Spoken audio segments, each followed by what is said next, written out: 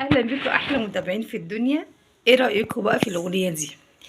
ومين بيحب الاغاني القديمه كده زيي؟ انا عايزه اقول لكم يا جماعه، انا بحب الاغاني القديمه دي بطريقه يعني فوق الوصف. اكيد كلنا طبعا بنحب الاغاني القديمه، بس انا بجد بحب الاغاني القديمه جدا.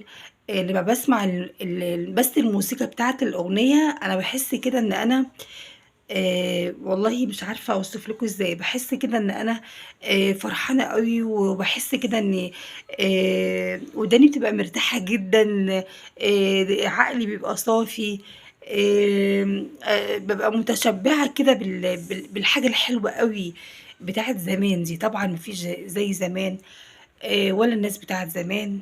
ربنا يا رب يرحم الجميع. بصوا بقى الأغنية دي يا جماعة، دي لوردة الجزائرية. أنا باحب الأغنية دي أوي، حبيت بقى أصورها كده معاكم، وعايزة كومنتاتكم الحلوة، اللي يعرف اسم الأغنية دي يكتب لي في الكومنتات. ماشي؟ أنا عايزة أعرف انتوا الناس اللي هي غاوية الأغاني القديمة هتعرف اسم الأغنية دي ولا لأ؟ إيه رأيكم؟ تعالوا بقى كده قولوا لي، اللي تعرف اسم الأغنية أو اللي يعرف اسم الأغنية دي يكتب لي في الكومنتات، وهاشوفكم بقى فعلا بتحبوا الأغاني القديمة زيي ولا لأ. باي باي.